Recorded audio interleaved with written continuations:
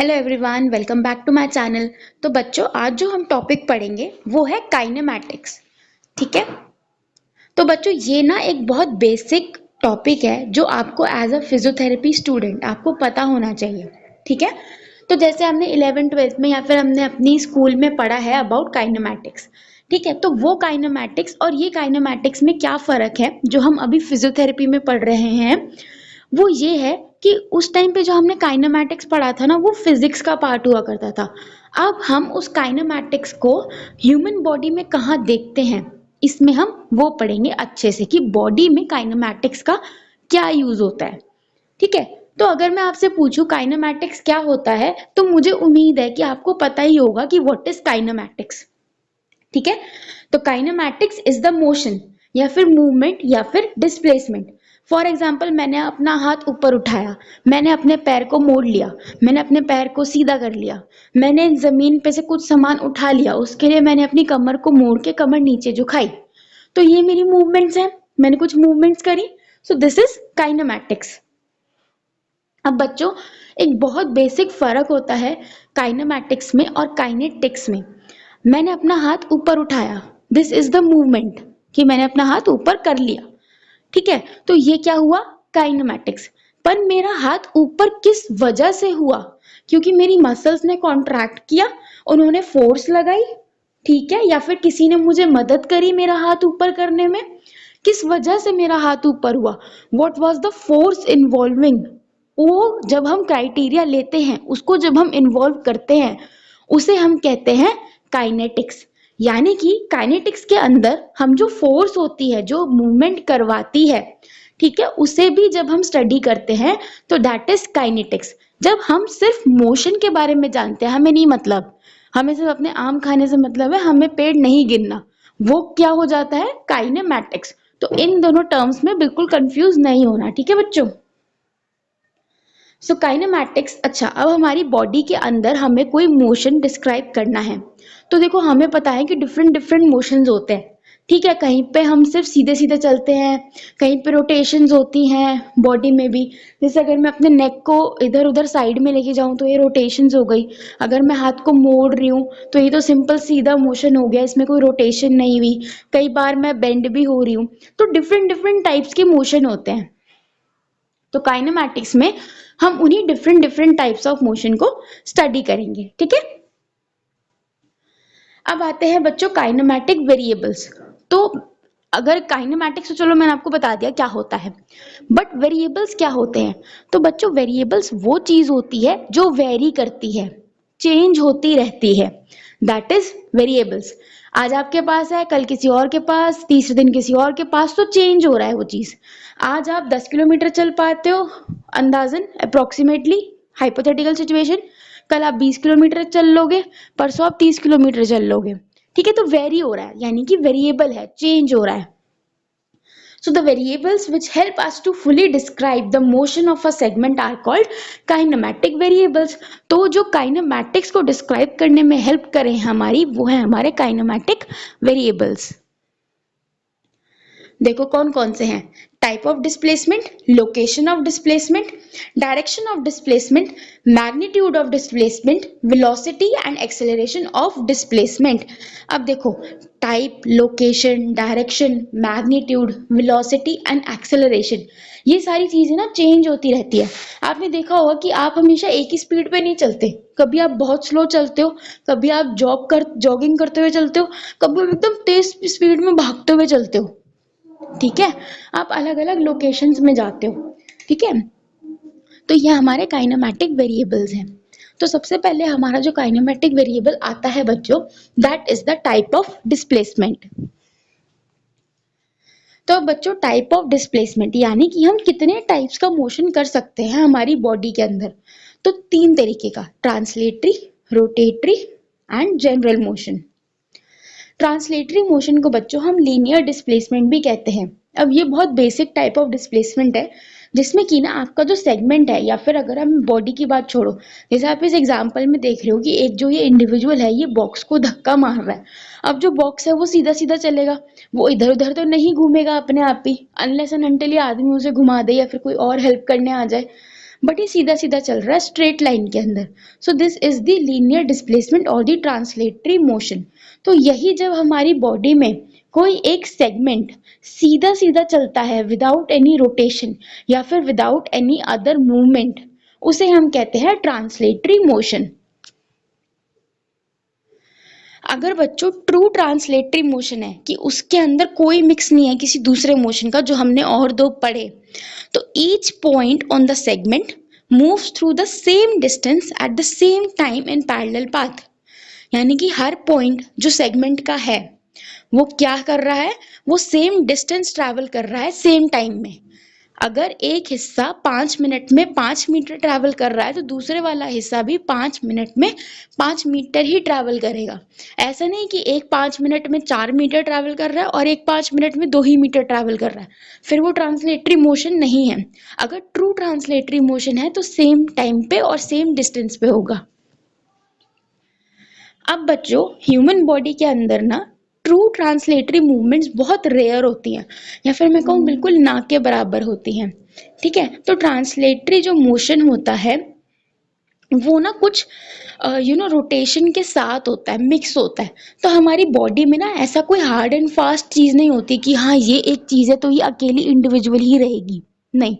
हमारी बॉडी के अंदर मिक्स होता है चीजों का, ठीक है। बट फिर भी हम एक एग्जांपल देखते हैं, ठीक है, जैसा है एंटीरियर ड्रॉ टेस्ट। तो ये बच्चों एक स्पेशल टेस्ट होता है जो हम एक नी की कंडीशन के लिए करते हैं। तो इसमें हम क्या करते हैं, देखो इमेज में आपको दिख रहा होगा कि पेशेंट ने अपना जो पैर है वो ऐसे बेंड कर लिया, ठीक है। अब जो थेरेपिस्ट है वो क्या करता है, नीचे की तरफ से टिबिया के अपर एंड को पकड़ता है, ठीक है, आप इमेज में देख पा रहे होगे।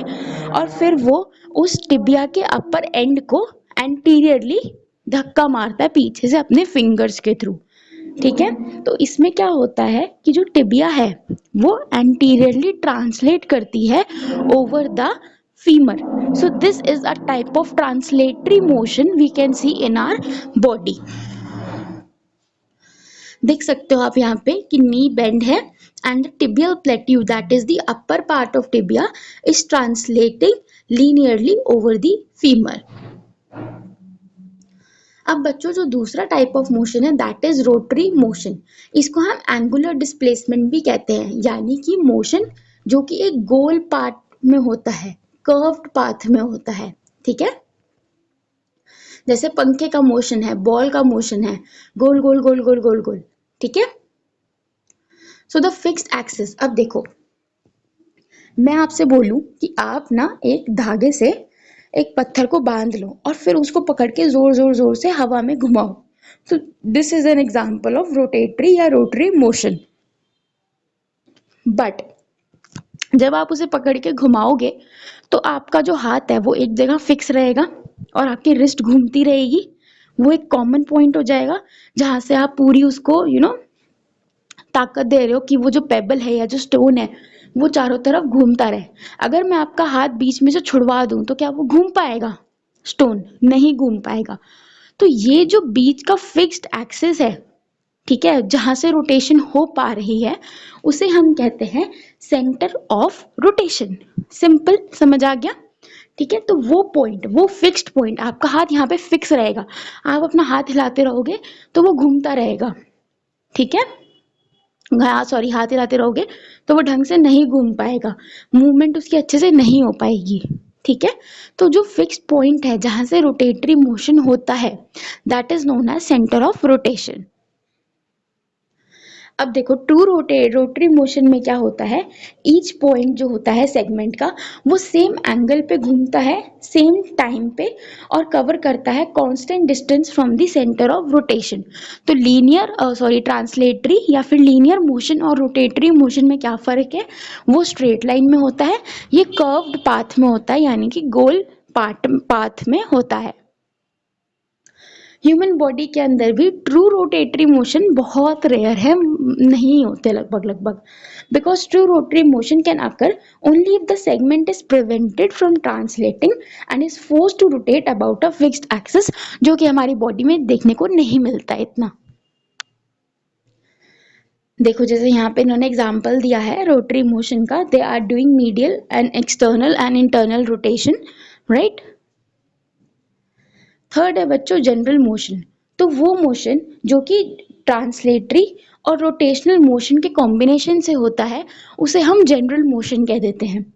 तो ये दो टाइप्स का होता है, 2D and 3D motion. 2D को हम कर्विलीनियर, प्लेन या फिर प्लेनर मोशन भी कहते हैं, और इसमें कॉम्बिनेशन होता है ट्रांसलेशन एंड रोटेटरी मोशन का in 2 dimension. So the axis जो होती है around which the segment moves is known as instantaneous centre of rotation और इंस्टेंटेनियस एक्सिस ऑफ रोटेशन। इस तरीके से आप देख सकते हो, this is the diagrammatic representation of the curvilinear motion. दूसरा टाइप का जनरल मोशन क्या है बच्चों, 3 dimensional motion. So in this the segment moves across all the 3 dimension, occurs around a helical axis of motion HAM और screw axis of motion. तो आपने देखा 2D का जो मोशन था, मोशन का जो एक्सिस था वो अलग है और इसका जो एक्सिस है वो अलग है 3 डायमेंशन का। अब बच्चों सेकंड जो काइनेमैटिक वेरिएबल है हमारे पास, that is the location of displacement. So the rotatory और translatory displacement of a segment is located in space using a 3 dimensional Cartesian coordinate system. तो ये acts as a useful frame of reference. तो बच्चों location के अंदर हमारा concept आ जाता है एक्सिस और प्लेन का। तो जो एक्सिस और प्लेन है बच्चों उनके लिए मैंने एक सेपरेटली डिटेल्ड वीडियो बनाया हुआ है, I will link that in the description, तो आप वहां से जाके चेकआउट कर सकते हो। एक्सिस हमारे पास 3 तरीके के हैं और उनसे ही कोऑर्डिनेट करते हुए हमारे पास 3 टाइप्स के प्लेन्स होते हैं। Here you can see the diagram. Detail में जानने के लिए अबाउट इट आप उस वीडियो पे जाके देख सकते हो। अब बच्चों थर्ड जो वेरिएबल है that is the direction of displacement. तो बच्चों किस डायरेक्शन में हम अपना हाथ उठा रहे हैं, कौन सी मूवमेंट कर रहे हैं, that is the direction. So there are 3 pairs of anatomic movement, यानी कि टोटल 6 हो गई, इंडिविजुअली पेयर वाइज करें तो 3 होती है। Flexion extension, abduction adduction, medial and lateral rotation. Flexion में क्या हुआ, जब जो मेरे वेंट्रल या फिर जो एंटीरियर सरफेस है ना एडजेसेंट सेगमेंट्स की वो पास में आ जाए, जैसे कि एल्बो फ्लेक्शन पे, ठीक है, it occurs in sagittal plane around coronal axis. Extension में क्या हुआ, फ्लेक्शन का उल्टा, कि डोर्सल सरफेस जो थी अब पोस्टीरियर सरफेस जो थी अब वो पास आ रही है या फिर वेंट्रल सरफेस जो थी वो दूर जा रही है, that is elbow extension. So it occurs around the sagittal plane around coronal axis, same as flexion. Exception क्या होता है बच्चों, इसमें CMC joint of the thumb, जिसमें प्लेन और एक्सिस जो है वो अलग हो जाता है। Next movement is the abduction adduction. तो एबडक्शन का मतलब क्या हुआ कि मैंने अपने बॉडी सेगमेंट को बॉडी से दूर कर दिया, ठीक है, और एडक्शन क्या हुआ, मैंने बॉडी सेगमेंट को दोबारा अपनी बॉडी के पास लिया यानी कि ऐड कर लिया, ठीक है। तो ये किस में होते हैं, frontal plane around antero posterior axis. CMC के जॉइंट में एक्सेप्शन होता है क्योंकि यहाँ पे इसका जो प्लेन और एक्सिस है because of the location of the thumb वो चेंज हो जाता है। Then is the medial and lateral rotation. तो मीडियल और लेटरल रोटेशन बच्चों हमारे ट्रांसवर्स प्लेन में होते हैं अराउंड द वर्टिकल एक्सिस। तो मीडियल रोटेशन में क्या होगा कि जो सेगमेंट है वो पैरेलली मूव करेगा ग्राउंड को but towards the mid line, मतलब हमारी बॉडी की तरफ। और लेटरल रोटेशन में जो सेगमेंट है वो ग्राउंड के पैरेलली मूव करेगा but away towards the mid line, यानी कि बॉडी से दूर की तरफ। एक्सेप्शन, अगर बच्चों रोटेशन हम मिड लाइन में देखते हैं यानी कि हेड और ट्रंक के केस में देखते हैं तो इसमें ना हम मीडियल और लेटरल जैसे टर्म्स यूज नहीं करते क्योंकि आप तो सेंटर में ही हो ना, आप कहाँ लेटरल और मीडियल लेके जाओगे, you are in the centre. तो यहाँ पे हम लेफ्ट और राइट टर्म्स यूज करते हैं, that is rotation to left, rotation to right, okay. चौथा वेरिएबल जो था बच्चों kinematic variable, that is the magnitude of displacement. So the magnitude of rotatory motion of a segment can be given either in degrees और radians. तो यानी कि magnitude हम किस में नापेंगे, डिग्री या रेडियंस में। So 1 degree is equal to 0.01745 radian and 1 radian is equal to 57.3 degrees. So बच्चों this is all about the kinematics, kinematic variables. ठीक है, so this is a very basic part of biomechanics और exercise therapy in the physiotherapy or occupational therapy. So if you have any doubt, you can ask me in the comment section. Thank you.